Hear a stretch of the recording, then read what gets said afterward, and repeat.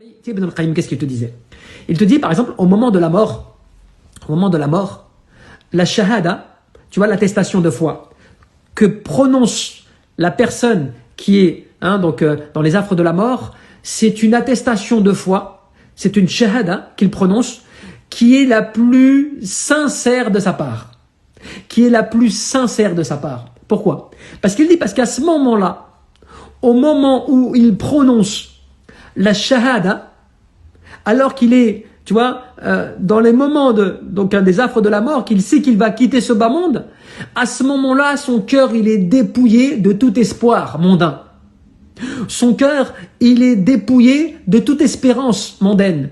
Même si les gens autour de lui sont là à lui dire « Ne t'inquiète pas, ça va aller » et qu'ils essaient de le rassurer, eh bien, il y a rien qui ne le réconforte.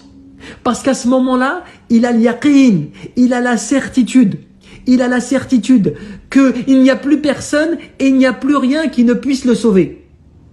À part Allah subhanahu wa ta'ala.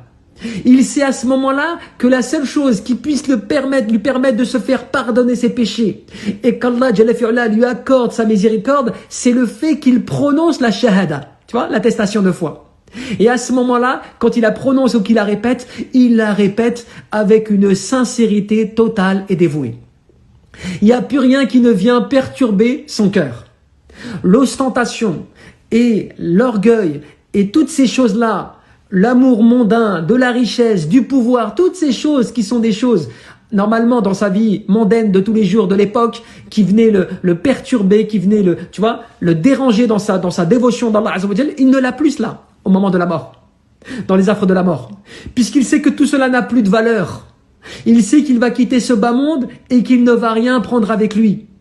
À ce moment-là, la personne, elle sait qu'il n'y a plus rien qui ne puisse intercéder pour lui, si ce n'est le fait qu'il puisse prononcer cette parole de la meilleure des façons et avec une sincérité totale. Même le polythéisme caché est dénudé de son cœur, est sorti de son cœur. Pourquoi? Parce qu'à ce moment-là, il sait qu'il n'y a que Allah Azza wa Jal qui peut le secourir. Il n'y a que Allah Azza wa Jal qui peut le sauver. Il n'y a que Allah subhanahu wa ta'ala qui peut lui effacer ses péchés. Et c'est pour cela même qu'Ibn al-Qayyim, il te dit quoi? Il te dit, et c'est pour cela que souvent la parole prononcée de celui qui est dans cet état, c'est une parole totalement sincère et dévouée à Allah subhanahu wa ta'ala.